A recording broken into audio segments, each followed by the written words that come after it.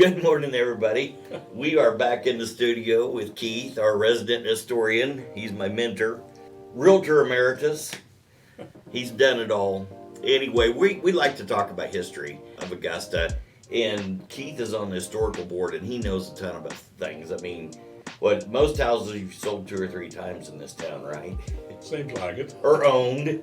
Bought and sold. Bought and sold, owned. We have a lot of fun with the history because in real estate, you just take for granted. You drive the streets, you turn the lights on, whatever happens. But the history of the town affects a lot of what we deal with every day. And the last time we visited, we talked about water systems and how the water systems work. So today we want to talk about electrical system and how that came to be here in town. Prior to electricity, it was just coal oil lanterns and stuff. Is that correct? Yeah, they just everybody had their own kerosene lanterns, coal oil lanterns. Street lights were actually gasoline. Gasoline, would that be like Coleman lanterns? Well, similar to that. White gas? I think so.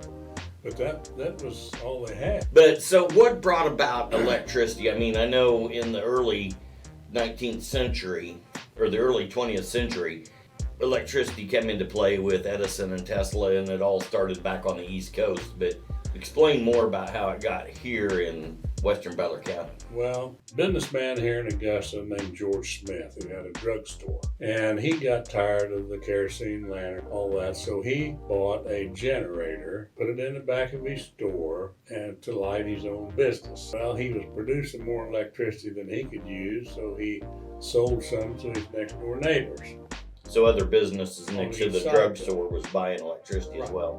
And so he went to the city council and asked them if he could start a franchise, because he was kind of an entrepreneurial kind of a guy, and he wanted to get in the business. Start his own electric company. Right. Okay. Well, the city refused that and decided that if that was the way it was going to go, they'd just start their own plant down close to the river where the water plant was, and they put a couple of steam engines down there to run a generator, and they ran some power throughout the town. And that's the way it actually started. And they just kept adding to it and adding to it. And about 8 or 10 years later, there's a big flood came along, and so they were without a power for a week or two. And so then they decided maybe we better build a bigger plant on higher ground, and they built it along 7th Street down towards the railroad tracks at the east edge of town, and bought some diesel engines, and it kind of progressed after that.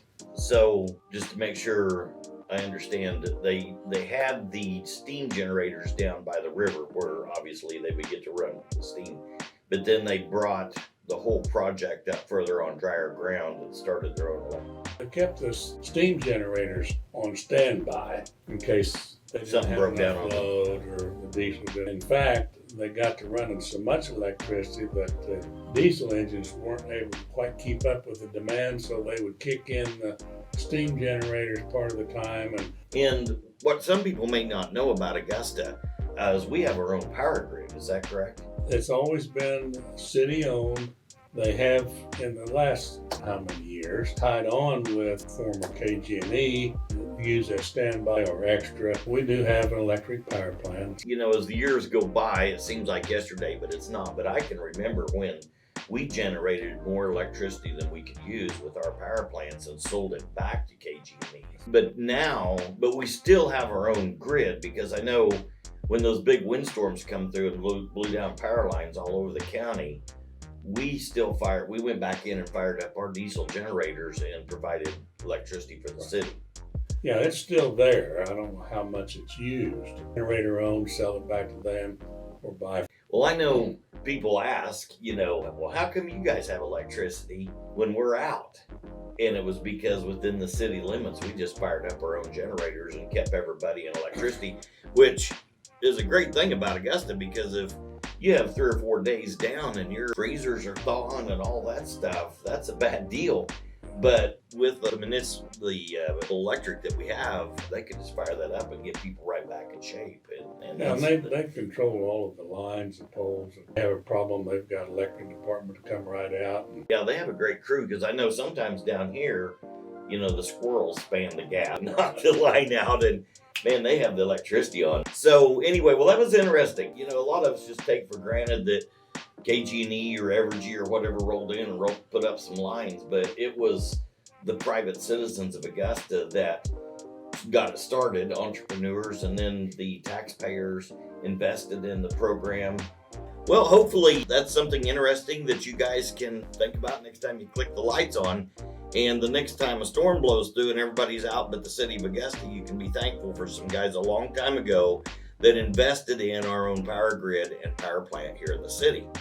Anyway, if you have any more information, put it down below. If you have any questions, send it to us. If you have a topic you'd like for Keith and I to cover, I'll give it to him and he can do the homework on it.